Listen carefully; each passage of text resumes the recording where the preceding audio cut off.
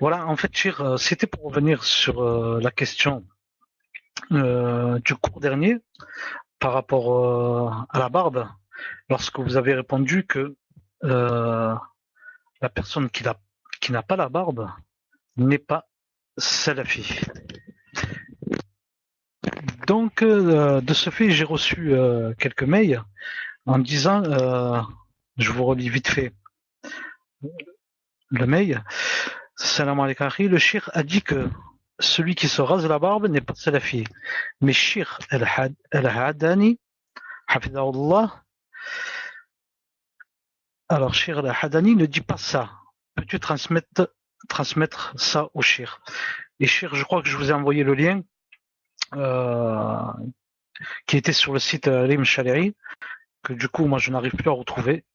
Donc voilà, Shir, si vous pouvez donner une explication. Barakallahu fikum, Shir. Alaykoum salam wa rahmatullah. Est-ce que vous m'entendez? Non, par rapport à la barbe, j'avais dit que celui qui rase la barbe n'était pas salafi. Mais j'avais dit aussi deux choses importantes. Ou plutôt une chose importante, et aujourd'hui je vais ajouter une deuxième chose importante. La première chose importante que j'ai dite, et ça, c'est juste, je vais la répéter. J'ai dit que je ne parle pas de celui qui est excusé. Comme quelqu'un qui est à l'armée, ou je ne sais où, qui doit passer son service national, ou là quelqu'un lui a mis le revolver sur la tempe, ou bien quelqu'un qui a la contrainte de quelqu'un qui est normal et rase toujours sa barbe.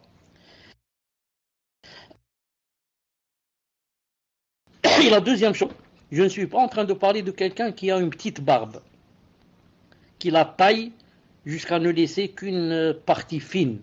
Non. Je suis en train de parler de quelqu'un qui la rase carrément. Non. Qui devient blanc. Et ses joues,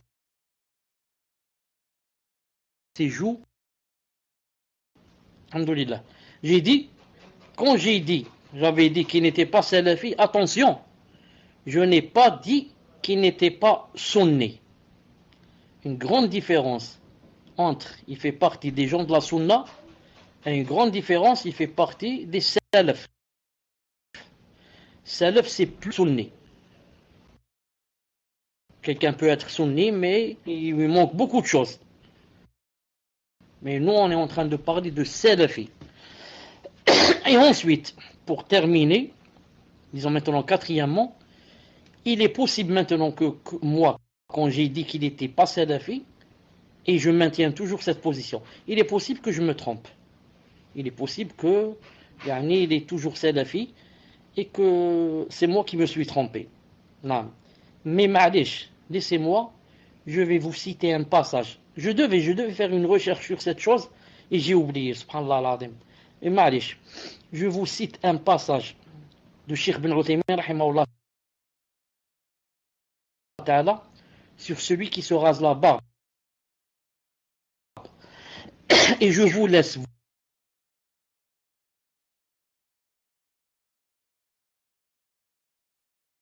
vous-même, vous me donnez le jugement. Vous me dites,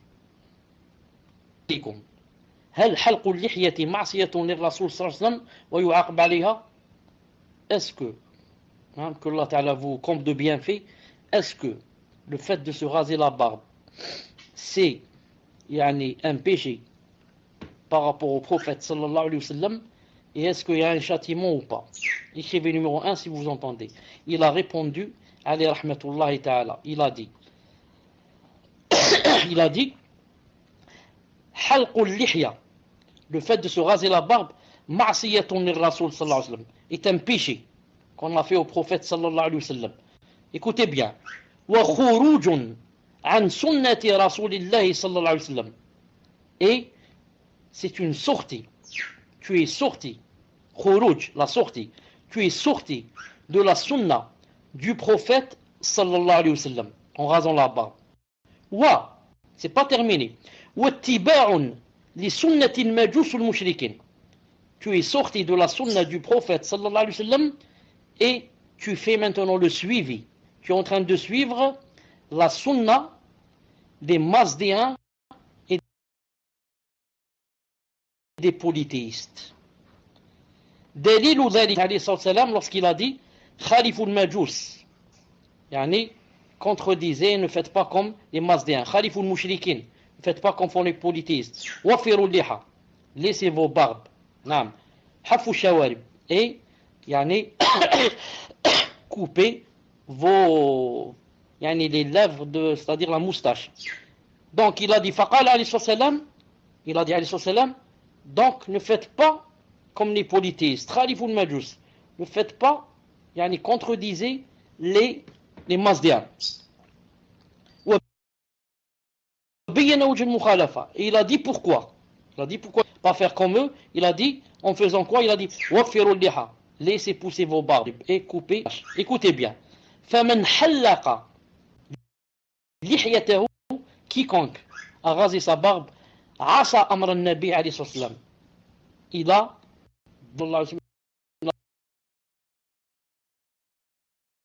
dit laissez vos barbes. نعم, laissez vos barbes grandes.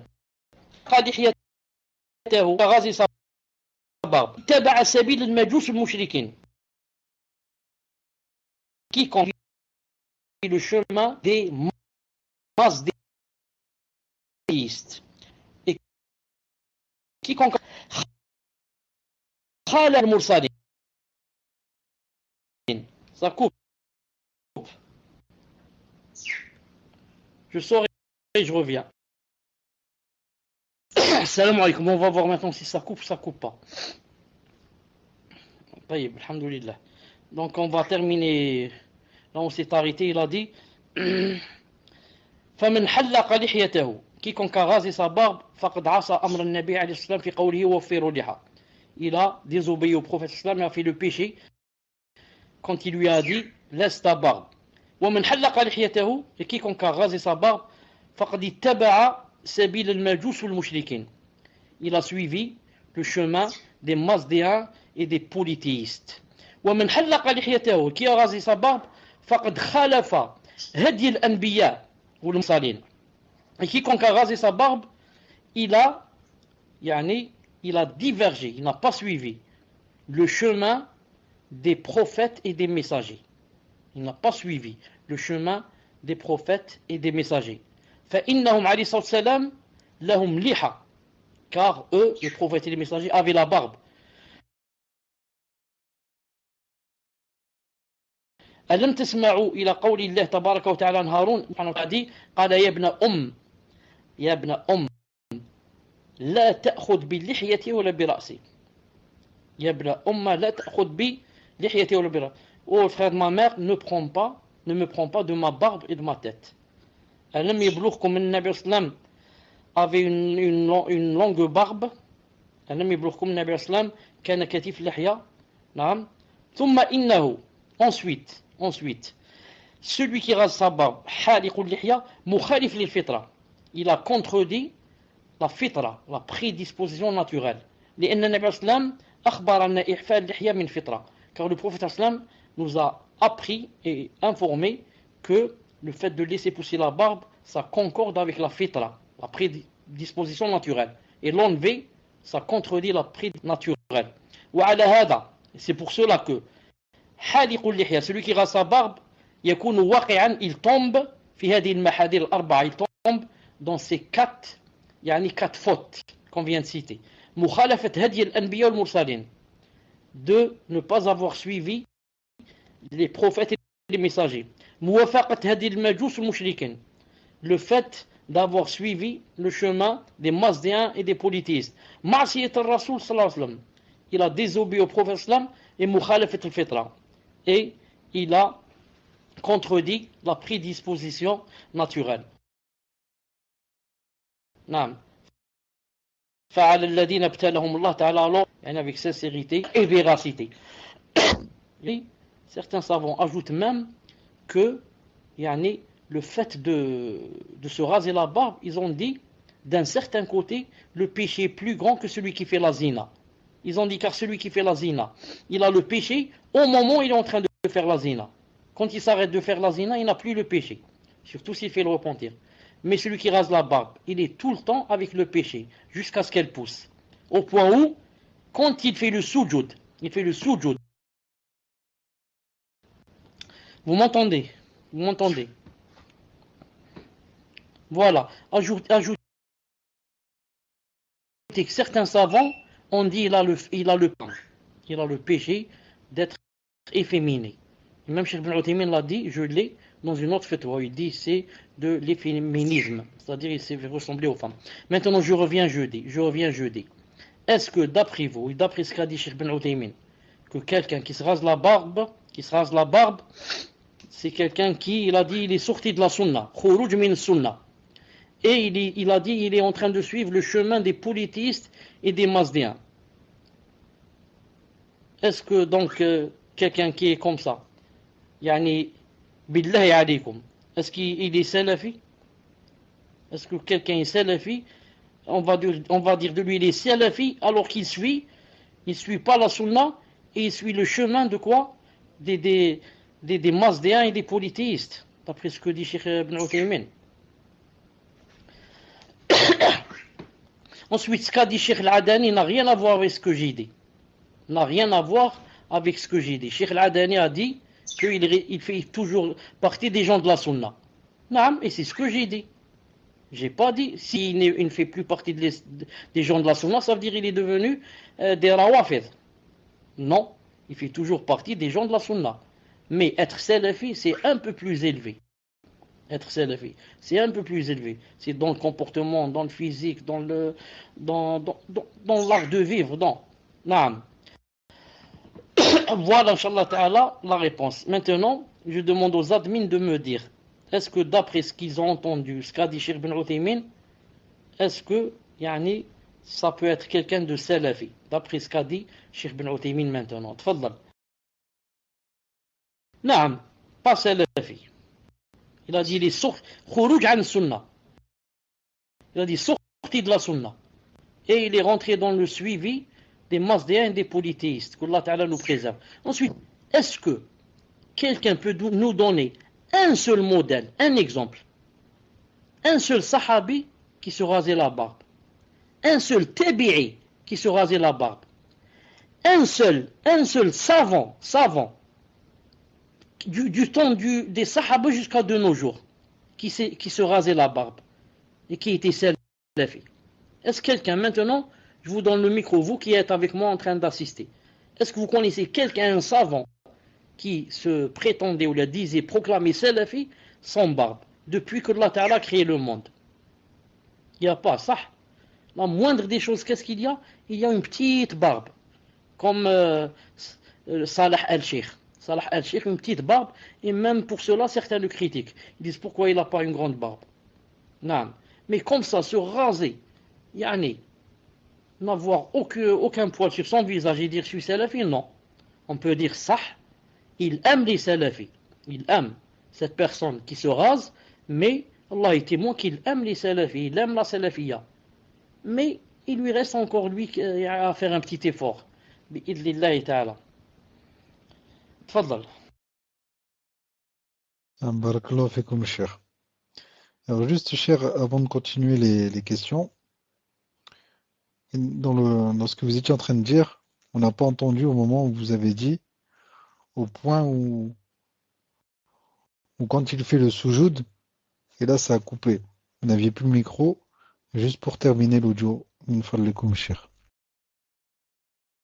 Certains ont dit que celui qui fait la zina, d'un certain point de vue, est mieux que celui qui se rase. Pourquoi? Ils ont dit celui qui fait la zina, quand il arrête la zina au moment, la zina c'est combien? 5 minutes, 10 minutes. Ça, quand il arrête, il n'est plus dans le péché. Tandis que celui-là est toujours dans le péché jusqu'à ce qu'il laisse sa barbe pousser. Ça coupe beaucoup, hein. Heureusement qu'il reste 5 minutes. Ça coupe beaucoup, heureusement qu'il reste 5 minutes.